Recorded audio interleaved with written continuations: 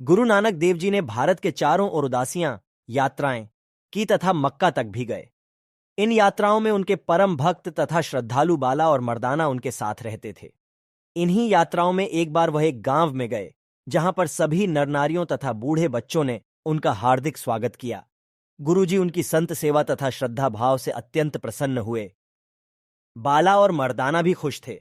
अगले दिन जब गुरुजी उनके साथ गांव से चलने लगे तो सभी गांववासी उनको विदा करने के लिए आए। उस समय गुरु नानक जी ने आशीर्वाद दिया कि आप सभी लोग उजड़ जाओ, देश के कोने कोने में बिखर जाएं, सभी भिन्न स्थानों पर जाकर रहे। बाला और मर्दाना आश्चर्यचकित कि यह कैसा आशीर्वाद, परंतु मौन रहे, कुछ नहीं बोले।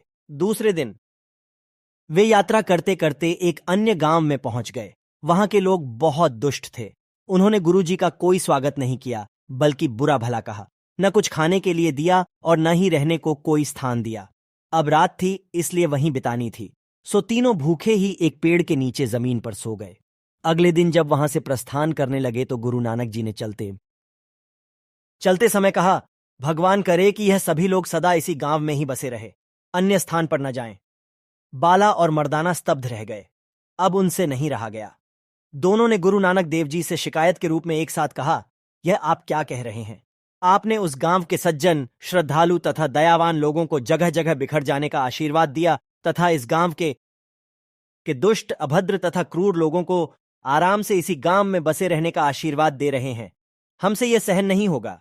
गुरु साहिब जी बहुत ही शांत भाव से बोले, उन सज्जनों की देश में ही नहीं, संसार में सर्वत्र आवश्यकता है।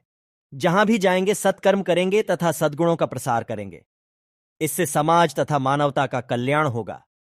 दुष्ट लोग अपने अवगुण तथा दुष्ट कर्मों से जहां भी जाएंगे वातावरण को दूषित करेंगे। इसलिए इनकी दुर्गंध एक ही स्थान पर सीमित रहे तो अच्छा। मेरे प्यारे शिष्यों, इस रहस्य को समझो। बाला और मर्दाना गुरुजी के चरणों में नतमस्तक हुए तथा क्षमा याचना की। तब वे अगली यात्रा पर चल पड़े।